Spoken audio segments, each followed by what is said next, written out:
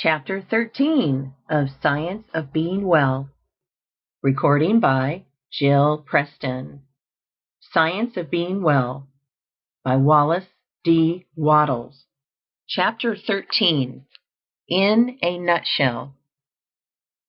There is a cosmic life which permeates, penetrates, and fills the interspaces of the universe, being in and through all things. This life is not merely a vibration or form of energy, it is a living substance. All things are made from it. It is all and in all. This substance thinks, and it assumes the form of that which it thinks about. The thought of a form in this substance creates the form. The thought of a motion institutes the motion.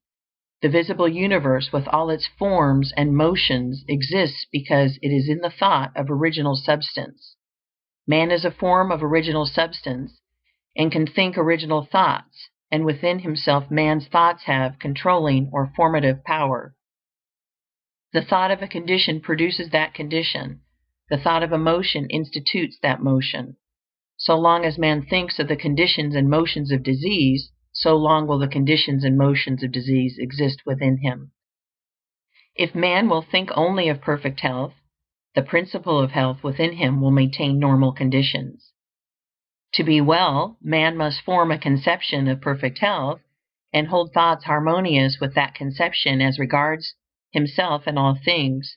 He must think only of healthy conditions and functioning. He must not permit a thought of unhealthy or abnormal conditions or functioning to find lodgment in his mind at any time. In order to think only of healthy conditions and functioning, man must perform the voluntary acts of life in a perfectly healthy way. He cannot think perfect health so long as he knows that he is living in a wrong or unhealthy way, or even so long as he has doubts as to whether or not he is living in a healthy way. Man cannot think thoughts of perfect health while his voluntary functions are performed in the manner of one who is sick. The voluntary functions of life are eating, drinking, breathing, and sleeping. When man thinks only of healthy conditions and functioning, and performs these externals in a perfectly healthy manner, he must have perfect health. In eating, man must learn to be guided by his hunger. He must distinguish between hunger and appetite, and between hunger and the cravings of habit. He must never eat unless he feels an earned hunger.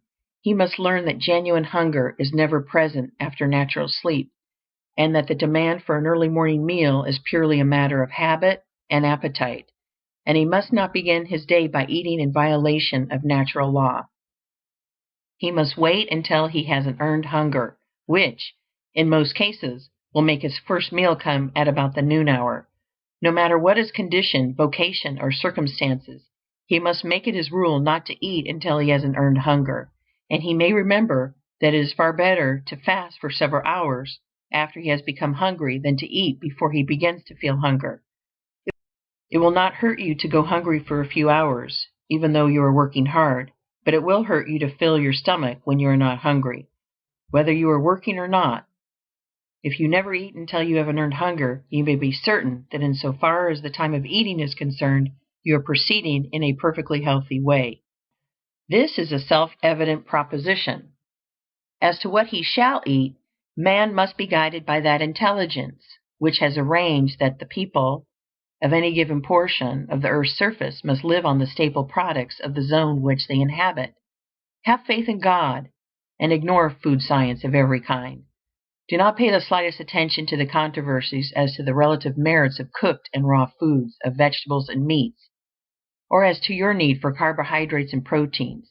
Eat only when you have an earned hunger, and then take the common foods of the masses of the people in the zone in which you live, and have perfect confidence that the results will be good. They will be.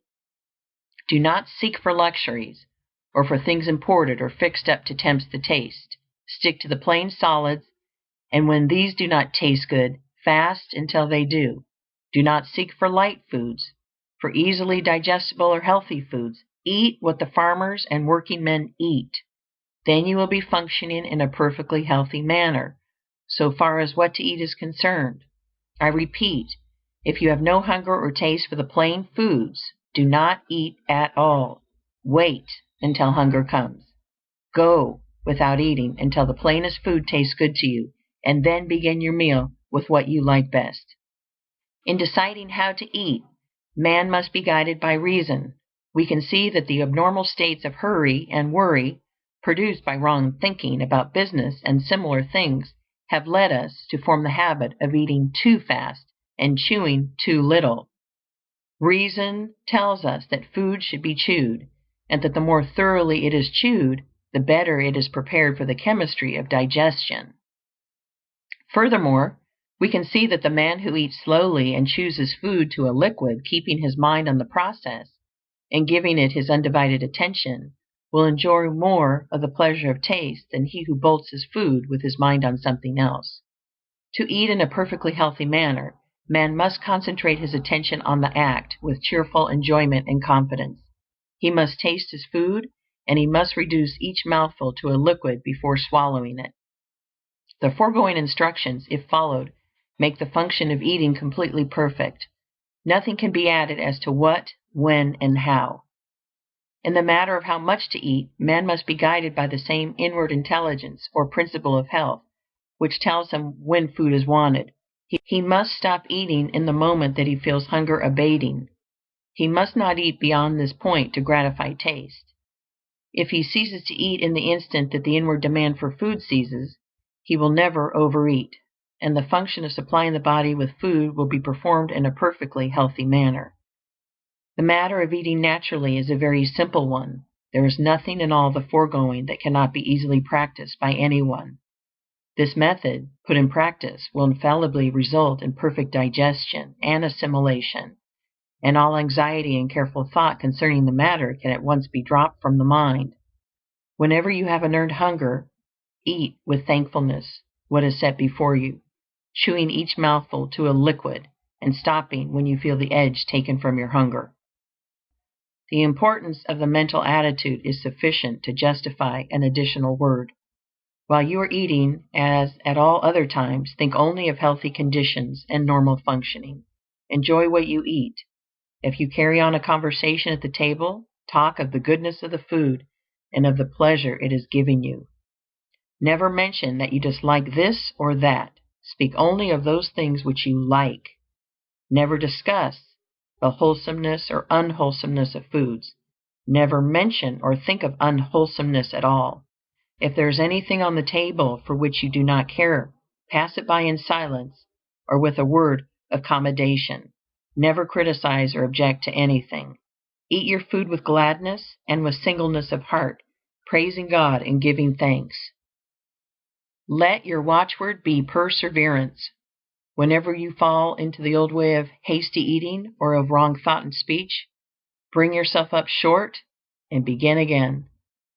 It is one of the most vital importance to you that you should be a self-controlling and self-directing person, and you can never hope to become so unless you can master yourself in so simple and fundamental a matter as the manner and method of your eating.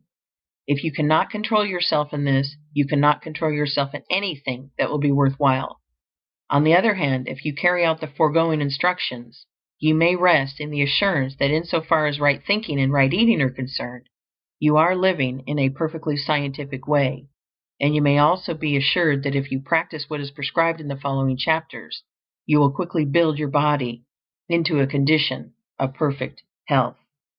End of Chapter 13. Recording by Jill Preston.